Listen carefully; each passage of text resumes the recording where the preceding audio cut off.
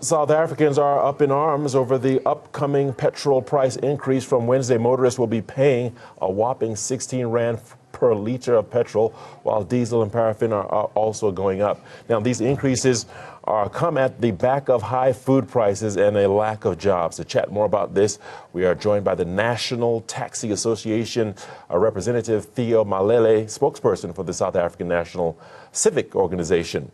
All right, Mr. Theo Malele, thank you for joining us. First of all, what is your take on the petrol price increase? Well, good morning to you and good morning to your viewers out there.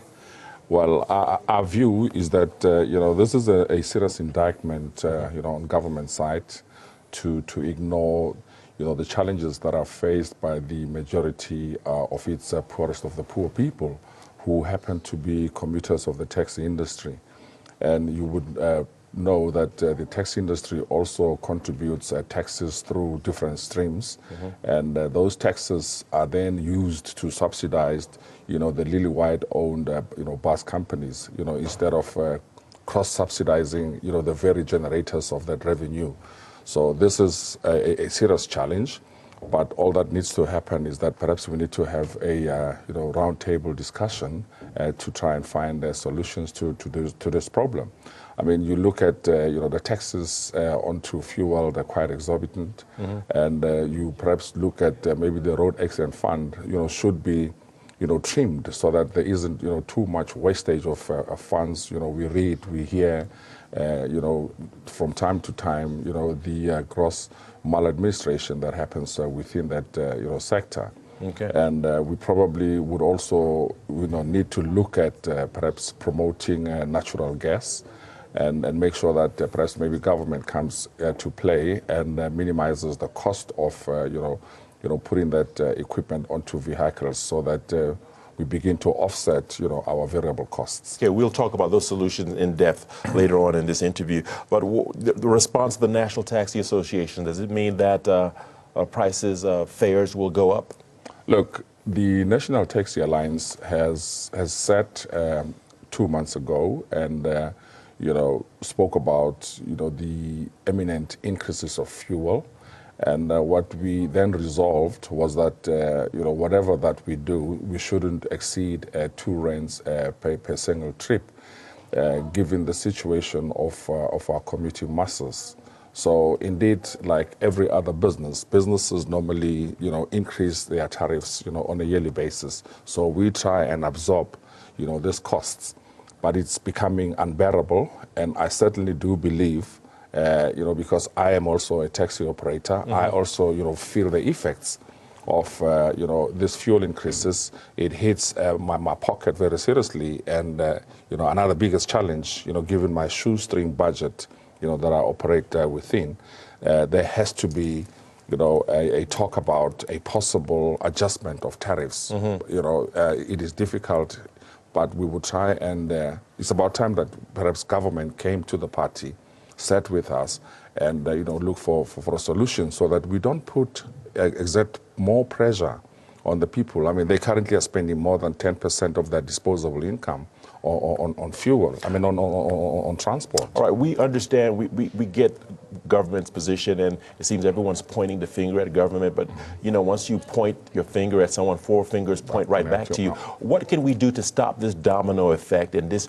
reactionary response to things such as the petrol price? I mean, what can your organization do in a proactive manner to help the poor people that you're talking about? Why must it end up in you perhaps putting a cap to fares with an increase of 2 Rand? Why can you not think of something else to solve the problem? This has to be a collective response. It is unfortunate that the taxi industry cannot be left to make such decisions all by itself, given that the fact that it has been marginalized for quite some time.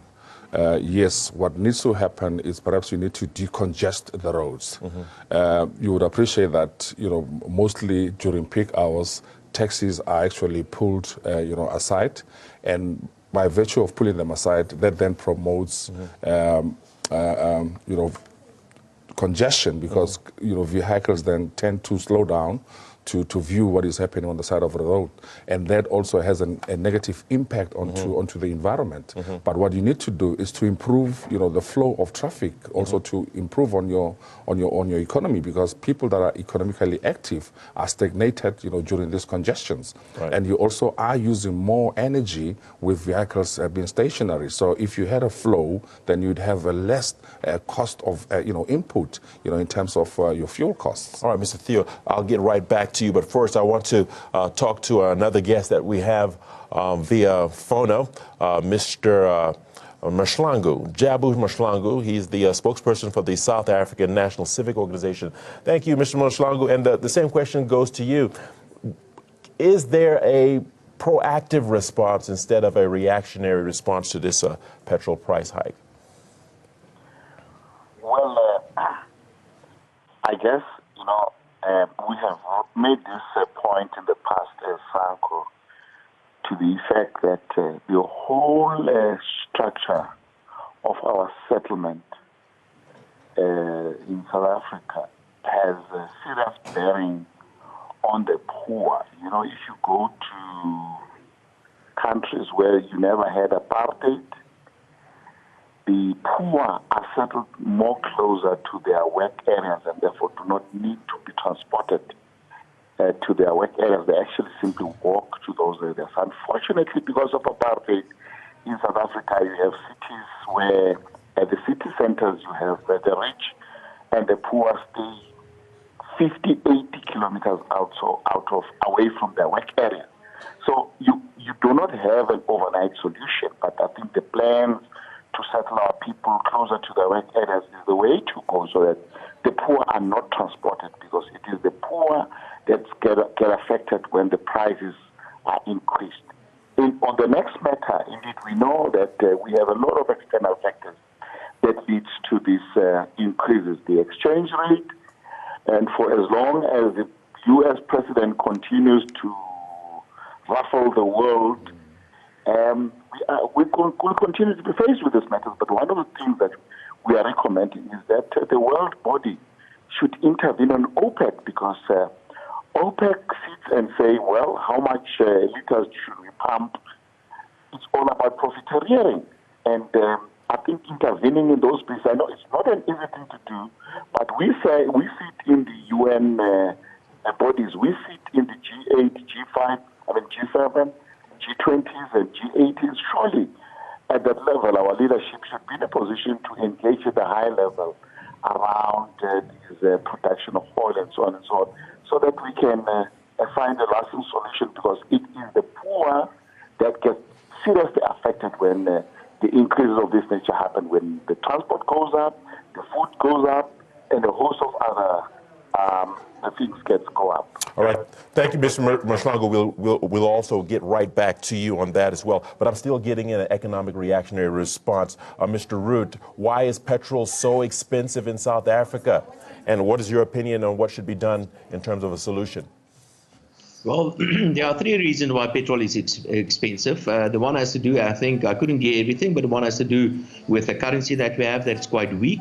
A second reason has to do with the international oil price that has been going up quite steeply recently. And a third reason has to do with a lot of taxes that we pay when we buy petrol. Roughly about 5 rands a litre go to the state by way of the various taxes. And if we should decide to scrap all these taxes, for example, the petrol price can fall to well below 11 rand a litre. But then we have to remember that we have to get the taxes somewhere else. And if we want to levy that on VAT, as an example, then VAT will have to go by another 5% to 20%, as an example. So those are the three reasons: the exchange rate, the international oil price, and various taxes. All right, now we know the causes, thank you, but we're still looking for a solution, for crying out loud. Petrol prices starting to become... The solution has to do with what we can do in South Africa. We can't do much about the international oil. I don't believe on OPEC is going to help that much. So that's a factor that we have to accept. There's a lot to do about this currency. One thing that we have proper and transparent economic policies in South Africa. That should... Mr. Root, we're going to have to leave you right there. Our audio isn't as clear as it should be. Back to you, Mr. Theo Malali. Again, petrol prices are a nuisance. We're still crying out for a solution. Should we be hitchhiking? Should we be purchasing bicycles, for crying out loud? What do you even think of electrical cars as a solution to this petrol price? Because it seems it's not going down, it's only going higher year by year, month by month. You know, your only solution is to promote public transport to offset, obviously, congestions on the road. We need to also maybe look at alternative markets where we could, purchase, Brent crude oil. But let not Brent crude oil be the only source of energy that we are reliant upon. Natural gas, could come in quite cheap and handy. Mm-hmm. And so again, it's the poor people that bear the brunt of it. All these associations, is there anything they can do for the so-called vast majority of people who are suffering the brunt of it? Anything tangible, apart from rhetoric and politics? But I think it's unfair for you to expect the associations to do something when, in essence, they have not, been getting any support whatsoever. Again, the theme of my interview is being proactive and being reactionary. Our unions are supposed to protect the vast majority, and they're only being reactionary in their response. And the poor people don't want people to talk for them. They want action taken. I'm putting it to you. I wish there could have been, something in our power that we could do. Mm-hmm. But certainly, if there is anything that we can do, it's to always make sure that we look after the interest of our people, which is why on an annual basis we absorb these costs. Mm-hmm. So we will try and absorb these costs, but we do not know as to how far can we be stretched, So if these increases can be kept, and obviously by looking at alternative markets to source energy, that should perhaps maybe leave us at least at 16 Rand for the interim period. And certainly as we move forward, if those measures are being sourced, we should see a decline in fuel increase. Okay. Mr. Mashlangu, we'll let you have the final words. What are your concluding thoughts on the increased petrol prices? Well, indeed, I think as the former speaker made mention, finding an effective and affordable public transport system is the way to go. But these are not an overnight solutions. I mean, there has been a call for introduction of rolling stocks in the country. All those things will make sure that we have a reduction or diversification of the public transport system that will also result in the reduction of many cars on our roads. And I think the argument has been made, and indeed, we can't agree more with the views that have been expressed.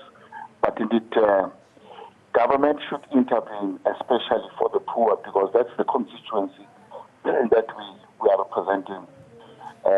As we have said before, intervening on these important bodies of the world, OPEC and so on and so on, is something that is very crucial. But over time, re-looking at where people are settled. Let's find a way in the country where the poor are closer to their work area.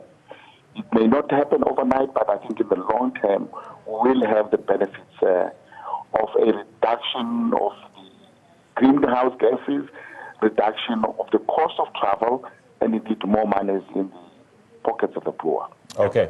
And to Mr. Davi Roots, we let you have your final say. Are things going to get better? Is there light at the end of the tunnel? I think we've lost him. So, Mr. Theo Malali, I'll let you have that final question. Are things going to get better? Is there light at the end of the tunnel? We are hopeful that there is a light down the tunnel. And obviously, it shouldn't be a projector, that's coming our way.